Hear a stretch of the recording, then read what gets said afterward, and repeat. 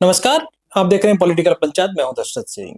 राजस्थानी प्रवासी फाउंडेशन के board member हैं दुबई चैप्टर के धीरज जैन जी हमारे साथ बातचीत करने के लिए मौजूद हैं। मिडिल ईस्ट में जिस तरह के हालात थे, उस हालात में एक मानवता की मिसाल बन के उभरे और वहां पर रह रहे फंसे हुए भारतीयों को, वहां पर 400 भारतीय जो भारतीय थे वो फंसे हुए थे, उनको वहां पर मदद की और अपने जो फार्म हाउस पर लेकर आए और तमाम सुविधाएं उनको दी। हम बातचीत करेंगे उनसे कि सर किस तरह से ये सोच आपकी पनपी इस तरह का, जिस तरह की हालात थी मिडिल ईस्ट में। नमस्कार। तो 28 फरवरी को जिस तरह से ये अटैक्स हुए यूएई के अंदर, हमने मोबाइल पे अलर्ट सुने और एक पैनिक सा सिचुएशन हो गया था।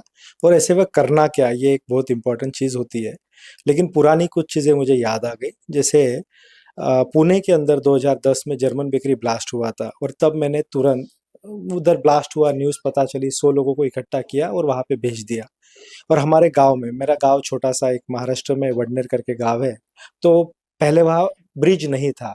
और जब बाढ़ आ जाती थी तो गांव के आगे वाले लोग जो है, दूसरे गांव के लोग जो है वो नहीं जा पाते, तो वो सब लोग वहां रुकते थे। और उन सब लोगों को मेरे दादाजी, मेरे पापा, हमने घर पे रखते थे। उनको रहना खाना जितने भी दिन बाढ़ है वो रखा करते थे। तो यही एक इंस्पिरेशन था, ये एक स्टोरी थी उसके पीछे कि हमने तुरंत हमारा जो फार्म हाउस है, जो दुबई से 55 किलोमीटर दूर है अजमान में, वो हमने ओपन कर दिया। एक मैसेज बनाया, हमने कुछ ग्रुप्स में सर्कुलेट किया।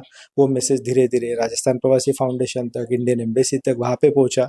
और फिर जो भी लोग उनको कांटेक्ट करते थे, उन लोगों को मेरा नंबर दिया जा रहा था और फिर लोग वहाँ पे आ रहे थे। जिस तरह की हालात थी, क्योंकि पैनिक जैसी स्थिति थी, अचानक से ये चीजें हो जाती हैं, तो आपने कैसे इसको डोर टू डोर और किस तरह से लोगों को वहां से निकालना शुरू किया कि वो पहुंचे वहां तक।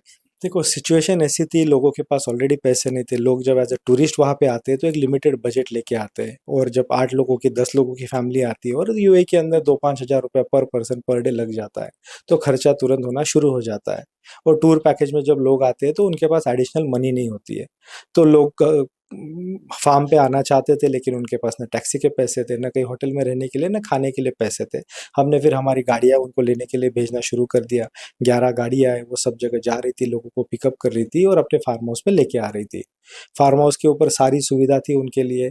रहना फ्री था, फूड फ्री था, पिकअप फ्री था। और इसके अलावा वहाँ पे हमने हर छोटी से छोटी चीज़ का ध्यान रखा कि वो एक जो पैनिक सिचुएशन थी, उस पैनिक सिचुएशन में से उनको बाहर निकालना भी बहुत ज़रूरी था। तो इसके लिए हमने योगा, मेडिटेशन, कुछ इंडोर और आउटडोर गेम्स, शाम में मूवी नाइट वगैरह इस तरह की एक्टिविटीज़ की वहाँ पे। हमने काउंसलर्स को बुलाया, हमने मेडिकल टीम को बुलाया और उन सब लोगों की वहाँ पे हम सेवा कर रहे थे। कि जिस तरह की हालात थी, क्योंकि लोगों में घबराहट भी होती है, लोग ये समझ पा रहे थे कि किस तरह के हालात है, लगातार अटैक-पटैक हो रहे हैं, लगातार खबरें भी चल रही थी, दुबई को लेकर अलग से खबरें चल रही थी। तो वहाँ पर जब लोग पहुँचे थे, क्योंकि उनकी स्थिति अलग थी, वो ये भी थे कि कब पहुँच पाएँगे अपने घर पर, तो ये सारी चीज़ों को हैंडल भी अब करना था आपको। एग्जैक्टली मतलब मीडिया के अंदर, या मीडिया से ज़्यादा मैं बोलूँ व्हाट्सएप के ऊपर बहुत ज़्यादा रूमर्स आ रही थी, जैसे बुर्ज खलीफा गिर गया या खाली करा दिया। तो ये न्यूज़ जो थी वो 100% फॉल्स थी। आज ऑलमोस्ट डे 33 है और अभी तक हमें एक बार भी बुर्ज खलीफा ने बोला नहीं खाली करने के लिए। और मैं ये क्यों बता सकता हूँ, क्योंकि मेरा खुद का ऑफिस बुर्ज खलीफा के अंदर है।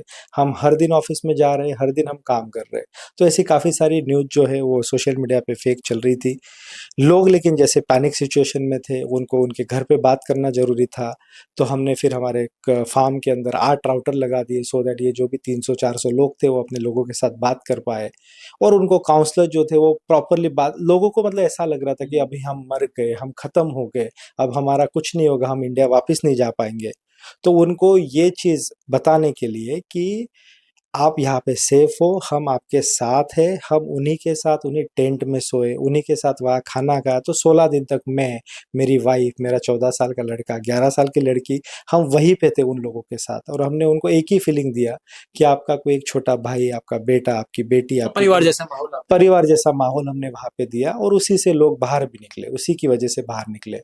क्योंकि बहुत सारी स्थिति ऐसी थी कि वहाँ पर लोगों को लाना था, उनकी मदद करनी थी और मदद के बाद उन्हें वापस पहुँचाना भी था। तो ये सारी, क्योंकि ट्रैवल्स के लिए जो एयरप्लेन था वो बंद हो गया था, कई चीज़ें नहीं चल रही थी, 30% जैसे आप बता रहे 30% ही वहाँ से उड़ानें शुरू हो रही थी। तो इस तरह की स्थिति में कहीं न कहीं आपने मैन पावर से लेकर तमाम चीज़ें लगी हुई, उसके लिए भी बहुत सारी चीज़ें करनी पड़ती हैं, क्योंकि कई बार स्थिति होती है आपका फार्म हाउस था, वहाँ पे इतनी जगह नहीं थी, उसको बढ़ाना, लोगों को ज़्यादा रुकने की आवश्यकता हो तो ज़्यादा रुक जाएँ। तो इसमें क्या था, मेरे एक कहानी, एक सेइंग है actually, when there are two committed people they can change the world. लेकिन यहाँ पे हम 4 लोगों की फैमिली भी थी और मेरा पूरा ऑफिस का जो स्टाफ था, 25 लोग मेरे ऑफिस से वहीं पे रुके, ऑलमोस्ट 16 दिन तक वहीं पे रुके और सब लोगों ने साथ में काम किया। इसके अलावा बहुत इंपॉर्टेंट चीज़ क्या हो गई कि जो भी लोग वहाँ आ रहे थे, जो फँसे हुए थे, वो लोग भी एक्टिविटीज़ में इन्वॉल्व हो गए। वो लोग ही सब्जियाँ काट रहे थे, वो लोग ही रोटियाँ बना रहे थे, वो लोग ही बिस्तर लगा रहे थे, वो लोग ही सर्विंग कर रहे थे। तो लोगों ने अपने आप में, मतलब मैंने लोगों को यही बोलना शुरू कर दिया था कि आप यहाँ शादी में आए हो, लेकिन शादी का काम हमने इवेंट कंपनी को नहीं दिया है। पुराने ज़माने में जैसे शादी होती थी, सब मिलके साथ मिलके काम करेंगे, साथ मिलके काम हो जाएगा। उससे हमें ये इम्पोर्टेंट नहीं था कि वो लोग काम करें, काम करने के लिए तो साधन अवेलेबल थे, हमें लेकिन उनको डिस्ट्रैक्ट करना था। उनके दिमाग में जो टेंशन था उसमें से उनको बाहर निकालना था, और जब वो इन चीज़ों में इन्वॉल्व हो गए, तो वो फिर सब भूल चुके थे। तो क्या वहाँ जैसी स्थिति हुई तो क्या चीज़ें महँगी होने से स्टार्ट हो गई थी? क्योंकि कई बार ऐसी स्थिति में कई बार क्योंकि हमारे यहाँ पर देखा गया कि सिलेंडर्स की बात कर रहे हैं और चीज़ों की बात की कमी आ गई, तो उसको लेकर कई काला-बाज़ारी जैसी सिस्टम, तो वहाँ पे भी क्या ऐसी स्थिति आई थी? ऐसी स्थिति आने के चांसेस थे, लेकिन उसके लिए यूएई गवर्नमेंट ने 2 इम्पोर्टेंट चीज़ें की। पहले दिन एक रिस्ट्रिक्शन लेके आ गए कि आप 2 किलो से ज़्यादा चावल, 2 किलो से ज़्यादा दाल खरीद नहीं सकते हो। तो उन्होंने जो होर्डिंग होता है, लोग खरीद के रखना शुरू कर देते, उसको पहले होल्ड कर दिया। दूसरी चीज़, यूएई गवर्नमेंट ने सब लोगों को एक मैसेज दे दिया कि आप जो भी चीज़ें खरीद रहे हो, उसका बिल सँभाल के रखो। अगर नॉर्मल से ज़्यादा बिल होगा, तो हम उस शॉप के ऊपर हम एक्शन लेंगे। तो इसलिए जो भी रेट्स थे, थोड़ा बहुत बढ़ा, क्योंकि माल आना ही बंद हो गया था।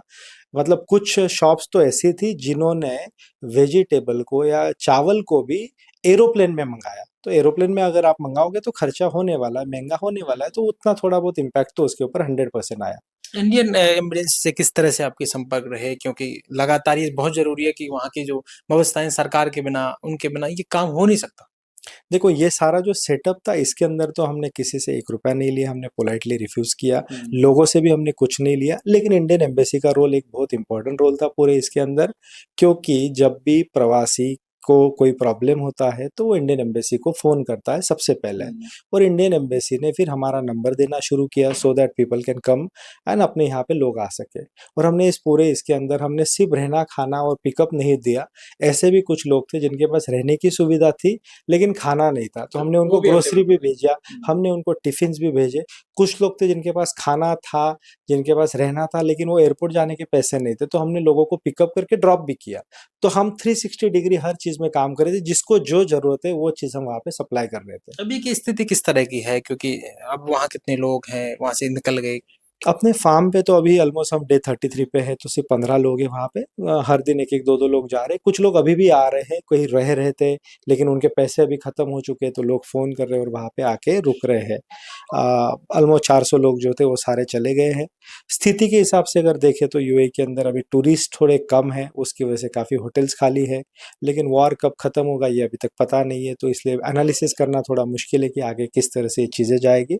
काफ़ी जल्दी रिकवर होगा लेकिन। बड़ा सेटबैक दुबई के लिए होगा क्योंकि वहाँ की जो इंडस्ट्री है, बड़ा क्योंकि टूरिस्ट के लिए ये बहुत इम्पोर्टेंट था उनके लिए। यूएई 2 इम्पोर्टेंट चीज़ें हम हमेशा बात करते हैं, रियल एस्टेट और टूरिज़्म।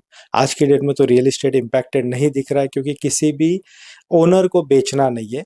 टूरिज़्म लेकिन 100% इम्पैक्टेड है, और प्रोबेबली उसका रिकर्सिव थोड़ा बहुत इफ़ेक्ट जो है वो रियल एस्टेट पे भी आएगा। आप राजस्थान से ही बिलॉन्ग करते हैं, कहाँ से? मैं राजस्थान में मेड़ता सिटी के पास कुर्डाया करके गाँव है, वहाँ से हूँ। हम 125 साल पहले महाराष्ट्र चले गए, लेकिन हम आज भी मारवाड़ी बोलते हैं। मेरे बच्चे जो है 11 और 14 साल के, वो भी मारवाड़ी बोलते हैं। तो हमारी आत्मा तो में आपने अभी उनको तो मतलब जड़ें जो मजबूत हैं, वो राजस्थान से जो सारी चीज़ें होती हैं, वो सारी वो पकड़ रखी 100% राजस्थान, हम हर साल राजस्थान आते हैं। मेरी उम्र 41 साल है, मैं ऑलमोस्ट 60 बार राजस्थान आया हूँ। रामदेवरा हम आते हैं, ओशिया आते हैं, और सुसवानी माता हमारी कुलदेवत है। मोरखाना गाँव है नौखा मंडी के पास, तो हर साल मेरी एक ट्रिप यहाँ पे होती है।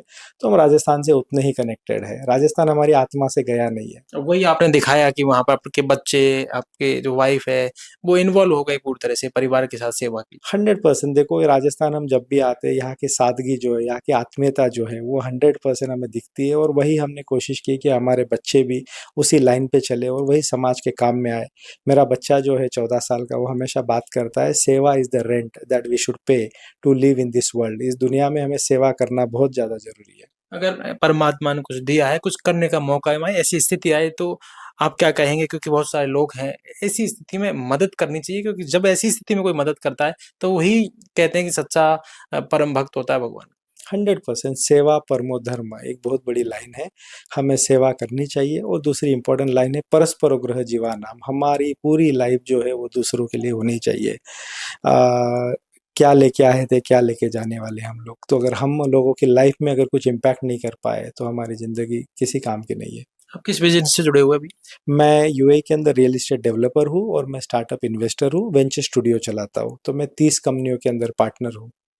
देखिए, हमारे साथ धीरज जैन जी थे, जो बातचीत कर रहे थे कि ईरान और अमेरिका और इज़राइल का जो युद्ध है, उसके बाद किस तरह की स्थिति मिडिल ईस्ट में बनी और उसका इम्पैक्ट भारत पे भी रहा और कहीं न कहीं आस-पास के देशों में भी रहा। तेल को लेकर भी लगातार चीज़ें चलती रही कि तेल की जो आवक है, वो रुक जाएगी, गैस की आवक है, वो रुक जाएगी। उसको लेकर तमाम पैनिक स्थिति रही, लेकिन इन्होंने वहाँ जो भारतीय थे, उनकी मदद की और मदद कर कहीं न कहीं जिनको इस उस वक़्त सबसे ज़्यादा ज़रूरत थी रुकने की, खाने की और पीने की और परिवार का जैसा माहौल मिलने की। उनको पता था कि हम यहाँ से कब निकलेंगे, कब नहीं निकलेंगे, क्योंकि जो आने-जाने की सुविधाएँ थी, वो कहीं न कहीं रुक सी गई थी। ऐसे में मदद में इन्होंने हाथ बँटाए और कहीं न कहीं उन 400 लोगों के लिए मदद की और वहाँ से उन्हें सकुशल बाहर भी निकाला।